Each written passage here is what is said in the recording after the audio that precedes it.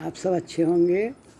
और हमने पिछले सब दिनों में कुछ महान विभूतियों का बचपन देखा और आज हम एक नई विभूति का बचपन देखेंगे, लेकिन उसके पहले थोड़ा सा उनके बारे में हम बोलेंगे जिन्होंने नारा दिया हमें, जिनके आह्वान पर जब हमारे देश में कमी हो गई गेहूं की, तो हमने सोमवार का व्रत करना शुरू कर दिया पूरे देश ने। और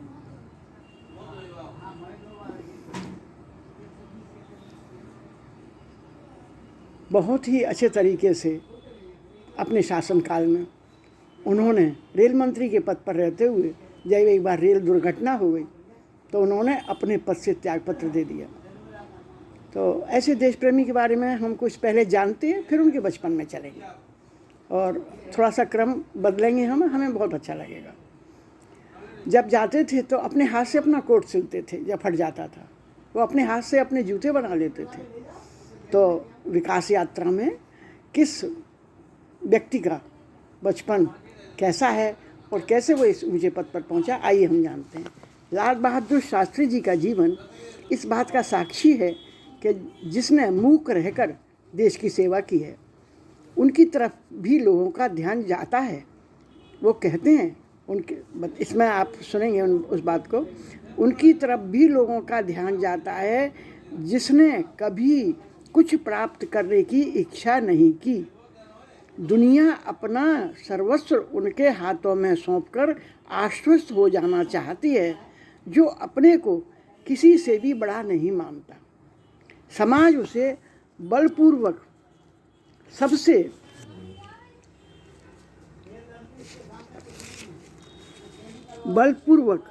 सबसे ऊंचे आसन पर बैठाना चाहता है। शास्त्री जी के जीवन में अहिंसा का मंत्र सक्रिय, स्पंदन युक्त और परिवर्तनकारी बनकर रहा है। राजनीति में उन्होंने किसी भी मोड़ पर सच्चाई को नहीं छोड़ा। आज की दुनिया में सच्चाई को कूटनीति का रूप देने वाले वे प्रथम राजनीतिक थे, जिसका स्थान गांधी और नेहरू के बाद की पीढ़ी में सर्वोपरि सुरक्षित था। यदि उन्हें लड़ना था तो वे कहते थे कि उन्हें लड़ना है, यदि उन्हें लड़ना नहीं था तो वो यह नहीं कहते थे कि उन्हें लड़ना है। उनके माध्यम से भारत ने अपनी आंतरिक और अंतर्राष्ट्रीय नीतियों के प्रति विश्वसनीयता अर्जित की। तारे सिर्फ आकाश पर नहीं चमकते, सितारे हमारे धरती पर भी हैं। ये हम पिछले दिनों से इस बात को हम महसूस कर रहे हैं, जब ऐसे असाधारण व्यक्तित्वों से मिल रहे हैं और उनकी जीवन यात्रा के कुछ संस्मरण हम साझा कर रहे हैं। लाल बहादुर शास्त्री के उदय से भारतीय जीवन में एक नए अध्याय का शुभारंभ होता है। गांधी ने संभवतः यह पूर्व कल्पना की थी कि भारत में वह समय आएगा जबकि दरिद्र नारायण का प्रतीक कोई व्यक्ति समाज के सर्वोपरि पद पर अभिषिक्त होगा। विलक्षण एवं लाखों में एक दिख पड़ने वाले न होने पर भी वे भारतीय आस्था, निष्ठा और विश्वास के पात्र बन सके। नेहरू जी के जीवन के अंतिम 10 वर्षों में यह प्रश्न बार बार उठाया जाता रहा और उनके प्रशासन काल में वे लाल बहादुर शास्त्री कई उच्च पदों पर, देश के कई उच्च पदों पर रहे, वो हम आगे जानेंगे। इस कड़ी का प्रारंभ करने का लक्ष्य ही मेरा ये था कि नई पीढ़ी ये जान पाए कि हम कभी भी व्यक्तित्व के बारे में खाली नहीं रहा। हमारा भारत अच्छे व्यक्तित्वों के लिए कभी खाली ज़मीन नहीं रहा। सदियां बीत गईं, दशकों बीत गए, लेकिन ऐसे सितारे उदय होते रहे और आज भी होते हैं। उनकी कर्तव्य निष्ठा, त्याग और निष्प्रता का उत्तरोत्तर प्रभाव नेहरू जी पर पड़ता। सन 1952 में ही उन्हें रेल मंत्री पद पर नियुक्त किया गया और 1956 में अरियालूर रेल दुर्घटना में को अपना उत्तरदायित्व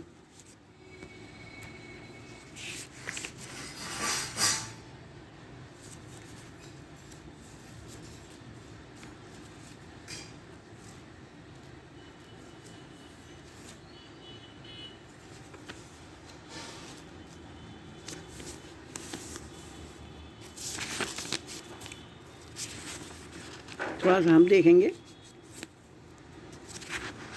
थोड़ा सा हम इंतज़ार करेंगे क्योंकि ये लिखा हुआ है। 1956 में अरियालूर रेल दुर्घटना को अपना उत्तरदायित्व मानकर उन्होंने मंत्री पद से त्यागपत्र दे दिया। स्वयं इस अवसर पर नेहरू जी ने उन्हें आग्रह किया था कि इस्तीफा न दें, क्योंकि वैधानिक रूप से यदि यह जिम्मेदारी रेल मंत्री की थी तो उनके काम उनकी संपूर्ण मंत्रिमंडल की भी थी। इस्तीफा स्वीकार करते हुए उन्होंने लोकसभा में कहा था कि वे एक ऊंचे नेहरू जी ने लोकसभा में कहा था वे एक ऊंचे आदर्शों वाले निष्ठावान व्यक्ति हैं, उनसे बेहतर साथी और बंधु की कल्पना करना असंभव है मेरे लिए। सन 1957 के चुनाव के उपरांत नेहरू जी ने उन्हें संचार परिवहन मंत्री पद पर नियुक्त किया। सन 1958 में उन्हें वाणिज्य एवं उद्योग मंत्री के पद पर नियुक्त कर दिया।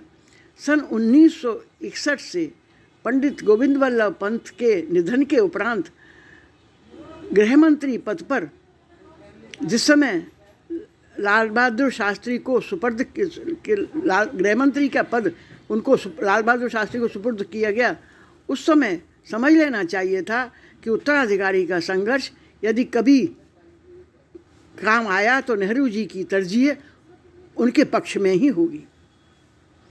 सन 1962 में अपनी ऐतिहासिक विलायत यात्रा पर जाते समय नेहरू जी ने यह आदेश दिया था कि सर्वोच्च स्तर पर ध्यान दिए जाने वाले मामलों को लाल बहादुर शास्त्री के समक्ष पेश किया जाए। वे केवल उच्च स्तरीय नीति संबंधी मामलों के बारे में ही उनसे पूछना के लिए समय लेना उचित होगा। लाल बहादुर शास्त्री के बारे में जब हम जानेंगे और फिर उनके बचपन में चलेंगे तो आनंद एक अलग ही आनंद होगा। और ये हमारी पीढ़ी के सामने हुई है, लेकिन हम खुद भूल गए।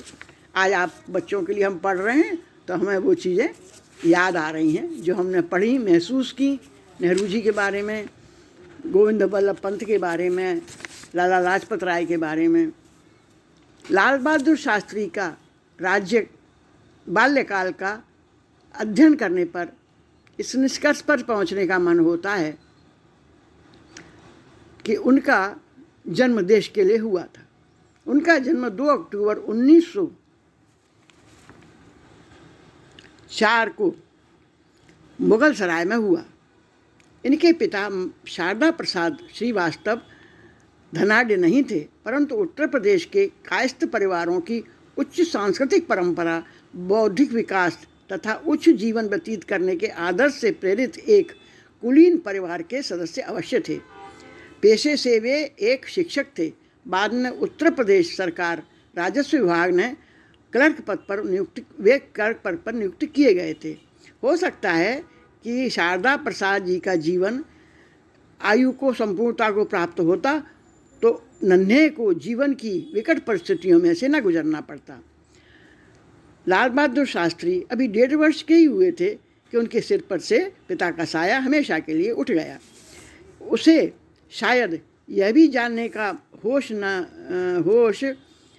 हमेशा जानने का होश भी न था कि पिता के संरक्षण से हीन उन्हें अपने ही पैरों पर खड़ा होकर जीवन निर्माण करना है। माता राम कुमारी देवी अपने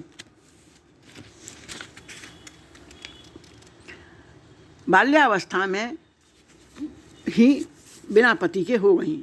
माता के लिए उन्हें ही एकमात्र आश्रय और सहारा था। धर्मपरायण माँ के लिए तो वह गंगा माता की ही देन बन गया।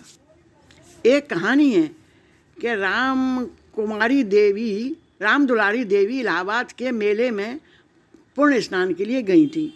नन्हा बालक उस समय केवल 2 माह का था। गंगा पार करते हुए बच्चा उनकी गोद से फिसल गया। माँ ने तो सोच लिया कि नन्हा गंगा मैया के अंक में समा गया, लेकिन वह दूसरी नौका में बैठे हुए एक किसान की टोकरी में गिर गया था। इधर माँ अपने शिशु से वियोग से बेहाल हो रही थी, उधर किसान खुश हो रहा था कि गंगा मैया ने उसे इतना मूल्यवान प्रसाद प्राप्त हुआ। इस कहानी के अनुसार बच्चा 4 दिन के बाद वापस मिल गया। दूसरी मान्यता है कि जब नन्हे 3 महीने के थे तो उनकी माता गंगा स्नान के लिए घाट पर गई। वे बच्चे को घाट पर नहला रही थीं कि इतने में एक भीड़ का रेला आया। वे स्वयं भी गिर गईं और बच्चा भी उनके हाथ से छूटकर एक किसान की टोकरी में जा गिरा। दुखी माँ अपने बच्चे को घर घर खोजती रही।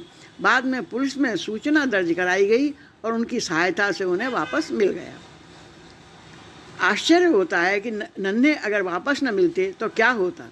यह आश्चर्य ठीक उसी तरह का है कि अगर भगवान श्री कृष्ण माता देवकी के यहाँ से यशोदा की गोद में न गए होते तो जमुना पार करते समय उनका चरण स्पर्श करने पर आए जल को देखकर घबराए वसुदेव बच्चे समेत डूब जाते तो क्या होता। गंगा के रेत में खेलते हुए नन्हे के जीवन पर पूर्ण सल्ला गंगा का प्रभाव बहुत अंशों में बनने लगा। गंगा ने उन्हें तैरना सिखाया, तैराक बनाया। बाढ़ मुक्त गंगा को तैरकर पार करने का सामर्थ्य जिस बालक ने अल्पायु में ही प्राप्त कर लिया हो, उसके बारे में 2 ही भविष्यवाणी की जा सकती हैं। या तो वह मल्लाह या मछियारा बनेगा, या ऐसा महापुरुष जो जीवन की कठिन से कठिन बाढ़ में से अपने को सुरक्षित पार निकाल ले जाएगा। उनके बचपन से गंगा का बेहद निकट लगाव था।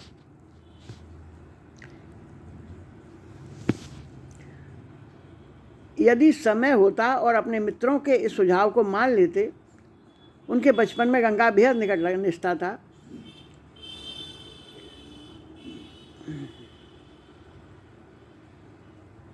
एक बार अपने दोस्तों के साथ नन्हे ने अपने साथियों से अपने दोस्तों के साथ वो गंगा किनारे मेला देखने गए। जब सब साथी लौटने लगे, नाव में चलने लगे, तो उन्होंने कह दिया मुझे मेला और देखना है, जबकि वास्तविकता ये थी कि नाव के पैसे देने के लिए उनके पास पैसे नहीं थे।